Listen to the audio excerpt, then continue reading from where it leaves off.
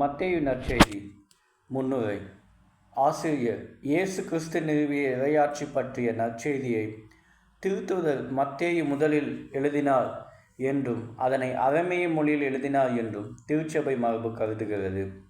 எனினும் இன்று நம்மிடையே இருக்கும் கிரேக்க மத்தேயு நற்செய்தி நூல் ஒரு மொழிபெயர்ப்பு நூலாக தோன்றவில்லை. இயேசுவை பின்பற்றிய ஒரு திருத்தூதர் தாமே நேரில் கேட்ட நிகழ்ச்சிகளை நூலாக வடித்திருக்கிறார் என்பதை விட அவரது வழிமரபில் வந்த சீடரோ குழுவினரோ இதனை தொகுத்து எழுதியிருக்க வேண்டும் என கொள்வதே சிறப்பு. சூழல்: எருசலேம் கோவிலின் அழிவுக்கு பின்னர் யூத சங்கங்கள் கிறிஸ்தவர்களை துன்புறுத்திய ஒரு காலகட்டத்தில் இந்நூல் எழுதப்பட்டிருக்க வேண்டும். இயேசுவின் சீடர்கள் யூத தொழுகை கூடங்களை விட்டுவிட்டு திருச்சபையாக கூடிவர தொடங்கிய காலத்தில் இந்நூல் தோன்றியிருக்கிறது.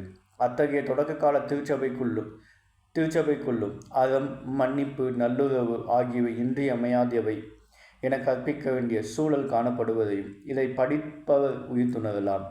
உள்ளடக்கம்: கிரேக்க மொழி பேசும் யூதர் நிறைந்த அந்தியோகியா போன்ற நகரங்களில் யூத கிறிஸ்தவர்களும் பிற இனத்து கிறிஸ்தவர்களும் திருச்சபையில் உறுப்பினர்களாக இருந்தனர்.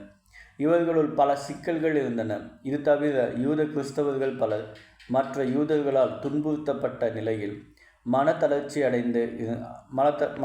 அடைந்து இருந்தனர். இயேசு தான் உண்மையான மெசியாவா என்ற ஐயப்பாடு அவர்கள் உள்ளத்தில் எழுந்தது. இச்சிக்கல்களுக்கு தீர்வு காண இந்நூல் எழுதப்பட்டிருப்பதாக தெரிகிறது. யூதர்கள் எதிர்பார்த்திருந்த மெசியா இயேசு தாம் என யூத கிறிஸ்தவர்களுக்கு அழுத்தமாக இந்நூல் கூறுகிறது. அவர் இறைமகன் என்பது வலியுறுத்தப்படுகிறது. அவருடைய வருகையில் இறையாட்சி இலங்குகிறது என்னும் கருத்தும் சுட்டிக்காட்டப்படுகிறது. யூத கிறிஸ்தவர்கள் பிற இனத்தாரையும் சீடராக்கும் பணியை செய்ய இந்நூல் அறைகோவல் விடுகிறது. பிற இனத்தார் திருச்சட்டம் பெறாதவர்கள்.